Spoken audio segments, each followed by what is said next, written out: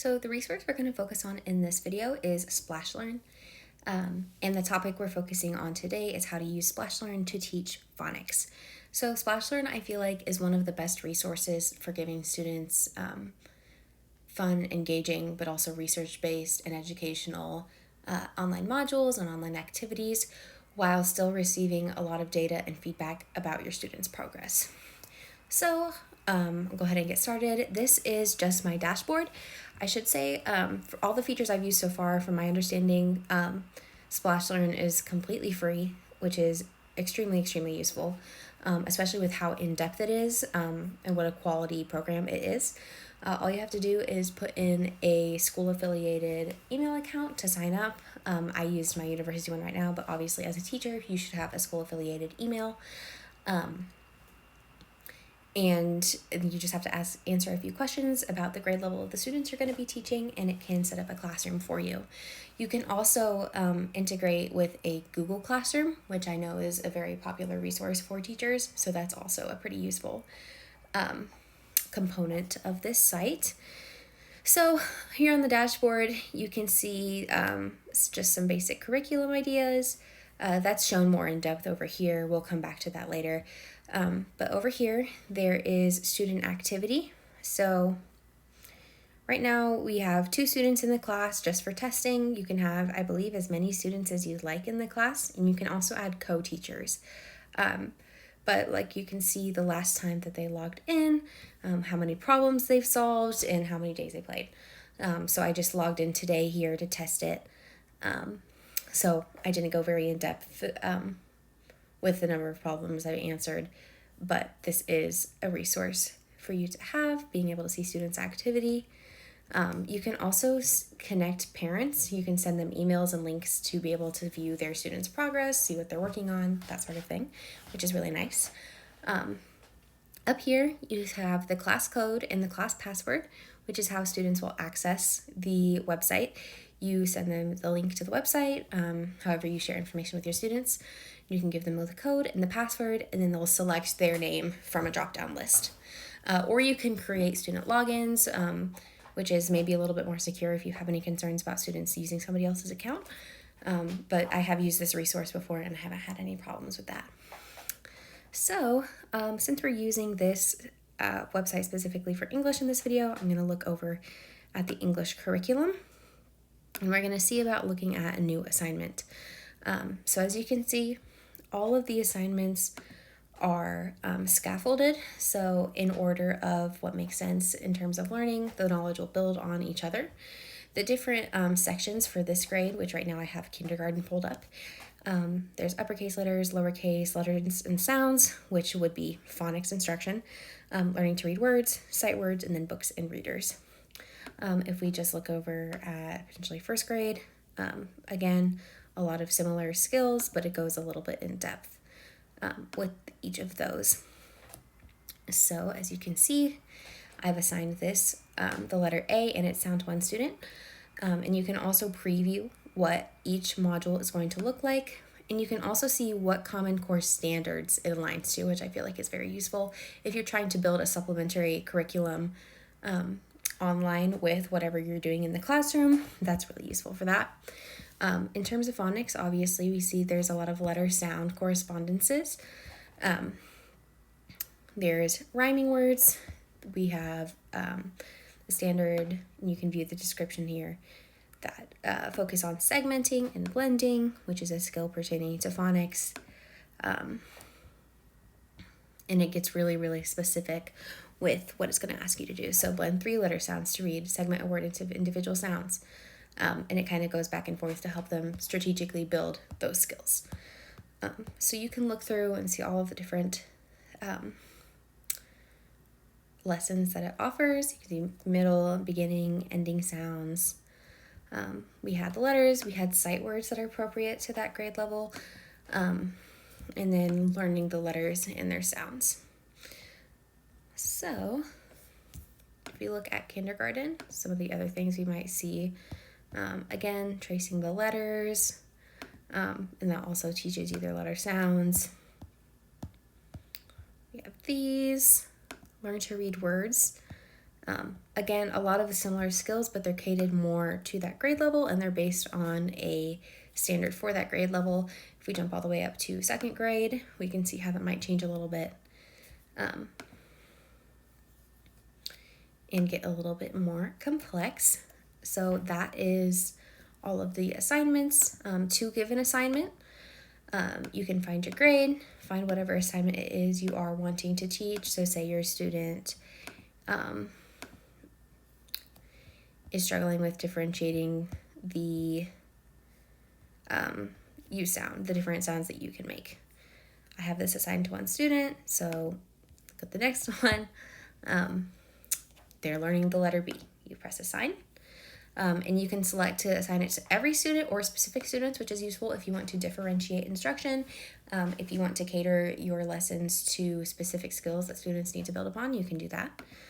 So once I press assign, you can copy a link to the assignment to share with parents, and you can share a parent invite, which is useful. And then over here, you can track assignments. So you'll need to have the correct grade level pulled up for whatever assignment you assigned.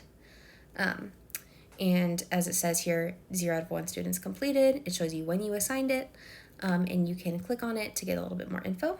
So even though she hasn't finished it yet, it says that Jyla has started working on this skill. She's spent about 3 minutes and 30 seconds on it in total. Her accuracy, it shows. And then for each activity, it shows the score she received. And you can flip through there. You can change how it's sorted, that sort of thing. And once they're finished, they'll get a little color associated with it if they need to practice. Right now it's gray because it's in progress. But if she does poorly on it, it will flag it as it needs attention or can do better. If she does pretty well, it'll give the satisfactory or mastered. So we can also look over here at review to get a different kind of report. So far, I haven't had any daily activity from students today, but like it says yesterday, you can click on this. And it'll tell you who logged in, and then this is just a sort of grade, not a grade level. This marks that they're absent, so it shows that they did not log in yesterday during classroom time. You don't have to use it during classroom time. You can use it before and after school. But that's just another way for teachers to see if you do have it assigned to complete in the classroom, did students actually log on and work? And it would show the amount of time there as well. And then student report, you can get a drop down of all the skills you've assigned and see what their accuracy is, their progress, whether they've completed it, that sort of thing. So I know that I have some first grade skills. So for Jyla, it says that in first grade, learning to read words, she's progressed 2% in this entire section, learning to read words. And her average accuracy is 91%. So if I scroll down to what she has been working on, again, this is another way to view her progress. And this one actually lets you see which assignment it was, again, the accuracy, the stars, which is just a student point system, like a reward they receive for completing the assignment, the amount of time, when they started it, if it's in progress, that sort of thing. So that is mostly the most important parts of the teacher view. I'm going to pop over to the student view and show you what that looks like. Okay, so this is the student view for SplashLearn. As soon as they log in, this is what they'll see, and they can log in with either a personal username and classmate or username and password, a class code, or a QR code. And this is the home screen. So up here, this is the lessons that they'll have that the teacher has assigned to them. And then beyond that is just additional games, exercises. So it's definitely something you'll want to pre-teach what they are supposed to be doing in the behavioral expectations. Maybe use something along with Go Guardian to make sure that they are staying on task. But you can also see when students are working and when they open the assignment.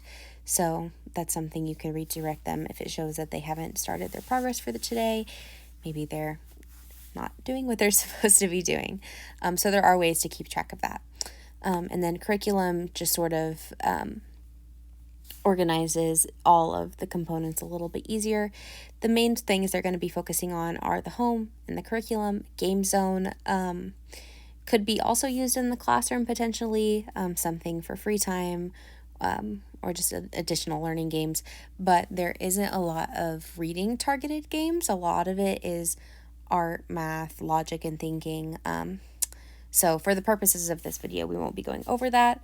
And then live classes are classes that the people at SplashLearn create, presentations they give, that sort of thing, so we won't worry about that either.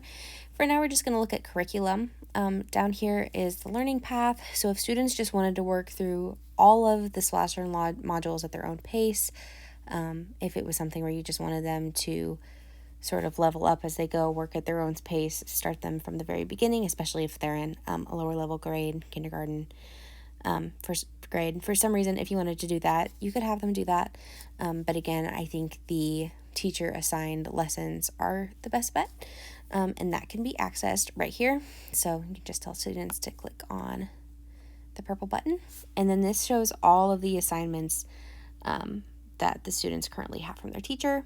The green checks indicate that they have been completed, but everything else is something they can work on.